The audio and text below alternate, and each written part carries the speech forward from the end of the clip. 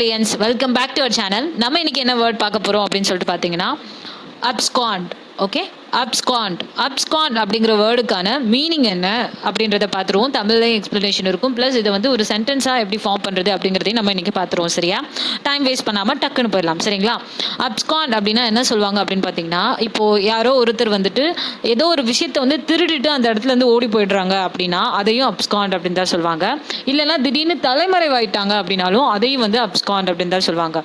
ஒரு எக்ஸாம்பிள், இப்போ நீங்கள் வந்து ஒரு வீட்டில் வந்து வேலை செஞ்சுட்டு இருக்கீங்க அப்படின்னா அங்கேருந்து ஏதாவது பணம் நகை திருடிட்டு ஓடிட்டீங்கன்னா அப்படின்னா, ஸோ அப்போ என்ன, அது அந்த இடத்துல இருந்து வேலை பார்த்துட்டு இருந்த இடத்துல இருந்து நீங்கள் காசு எடுத்துகிட்டு ஓடிட்டீங்க இல்லையா, ஸோ அதை தான் வந்து abscond அப்படின்னு சொல்லுவாங்க. சரிங்களா, அதே மாதிரி திடீர்னு இப்போ நீங்கள் வந்து எங்கேயோ ஒரு ரெகுலராக ஒரு இடத்துக்கு போயிட்டே இருக்கீங்க, திடீர்னு போகாமல் ஸ்டாப் பண்ணிட்டீங்க, எங்கடா ஆளே காணோம், ஆளே வரதில்லை, யார்கிட்டையும் இன்ஃபார்ம் பண்ணவே இல்லை, திடீர்னு தலைமறைவாயிருங்கன்னா அப்போ ஸோ அதையும் வந்து abscond அப்படின்னு தான் சொல்லுவாங்க. சரிங்களா, ஸோ அதுக்கான இங்கிலீஷ் மீனிங் தான் நான் உங்களுக்கு இங்கே கொடுத்துருக்கேன், நோட் பண்ணி வச்சுக்கோங்க.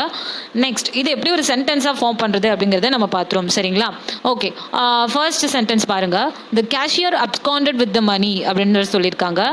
ஸோ கேஷியர் இல்லையா, கேஷியர் என்ன பண்ணிட்டாங்க, மணி எடுத்துகிட்டு பேங்க்கில் கேஷியர்லாம் இருப்பாங்க இல்லையா, ஸோ அந்த மாதிரி இமேஜின் பண்ணிக்கோங்க. அவர் என்ன பண்ணிடுறாரு, மணியை எடுத்துகிட்டு திடீர்னு ஓடி போயிடுறாரு இல்லையா, ஸோ அதை தான் இந்த இடத்துல abscond அப்படின்னு சொல்லியிருக்காங்க. செகண்ட் சென்டென்ஸ் பாருங்கள். த சஸ்பெக்ட் absconded to Canada அப்படின்னு சொல்லி கொடுத்துருக்காங்க.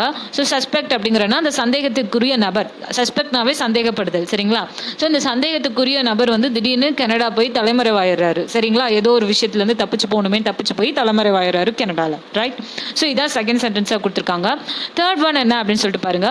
several prisoners absconded from the jail அப்படின்னு சொல்லி கொடுத்துருக்காங்க. So several prisoners absconded from the jail அப்படின்னா பிரிசனர்ஸ்னாவே தெரியும் உங்களுக்கு, கைதி. பிரிசன்னா ஜெயில், பிரிசனர்ஸ்னா கைதி இல்லையா, கைதிகள். ஸோ ஜெயிலேருந்து நிறைய கைதிகள் வந்து தப்பிச்சு ஓடிட்டாங்க அப்படிங்கிறது தான் தேர்ட் சென்டென்ஸ் சொல்லியிருக்காங்க.